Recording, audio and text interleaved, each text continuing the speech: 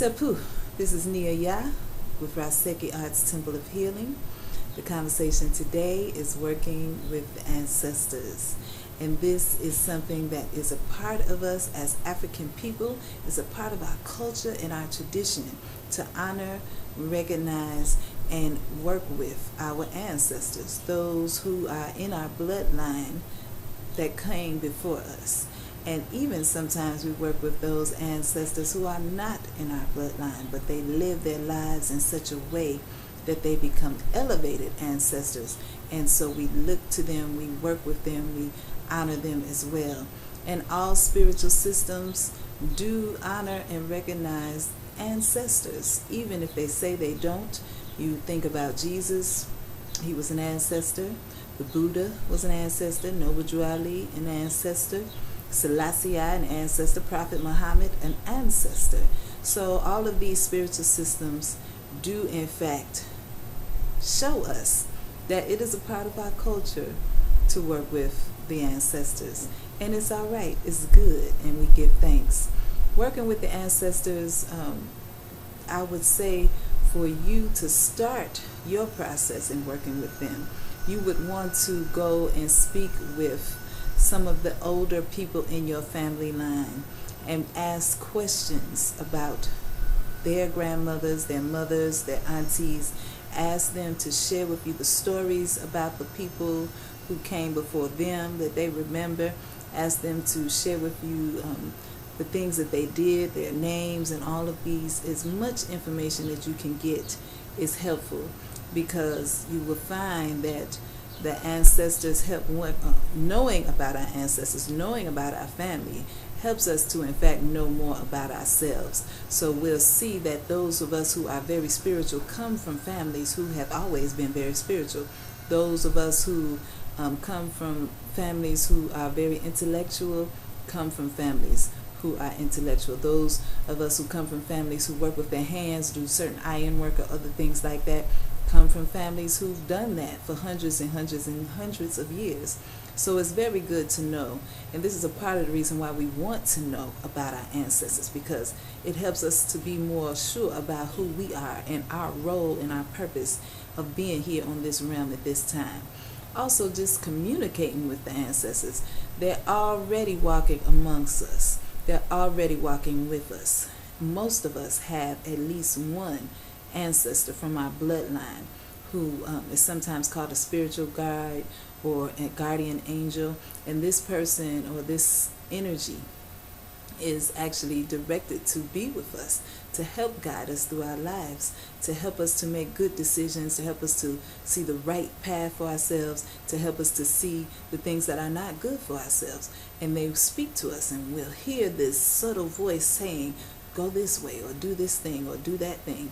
And this is part of our intuition, part of our own self, which is a part and also connected to our ancestors, because of course their blood runs through us, so it's a part of us, so we all are connected.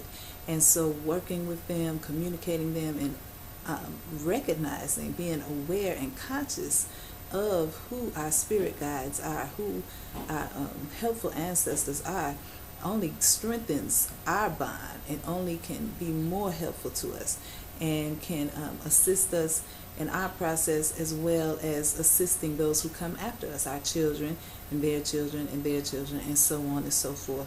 So once you get a good knowledge of who your ancestors are, you can there's several different things that you could do to strengthen that connection with them. One thing you may want to do is to visit the family cemetery and just take some offerings, some flowers, take some flowers, take some cigars, some food, pour water there at the cemetery, and just offer some beautiful words of love and thanks and appreciation to those who are in your bloodline. Also, I have to mention that when you're gathering the information about your ancestors, if you find that there are some who did not live in a righteous way, you don't want to call on those ones. They can be very harmful to your family if they in fact were harmful to others as they walked on the earth. So when you are making, you want to make a list of those who are in your lineage that you do want to honor, and make sure that everyone that you put on that list are ones who lived in a godly way or lived in alignment with Ma'at and were not hurtful or harmful to themselves or anyone in the way that they lived. So you want to go ahead and make that list and start with the oldest ancestor that you can find, either through the stories or going to the cemetery. Usually you can find this out. And then you can begin to invoke their presence by pouring water for them. We call it pouring a libation.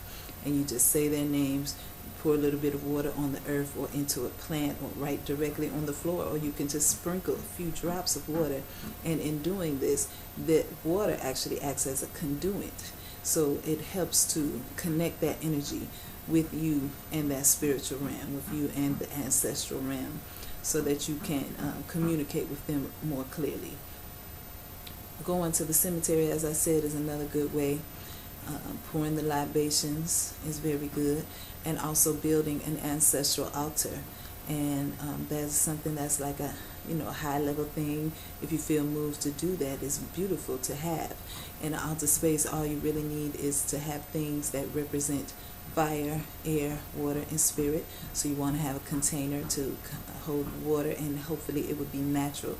When we build altar spaces, we don't want to put things that are unnatural on the altar space. You want to also have a candle when you go there. Lighting that fire, once again, adds that extra energy. Having something to represent the earth, so a plant or a crystal or even a glass of dirt can help to represent the earth.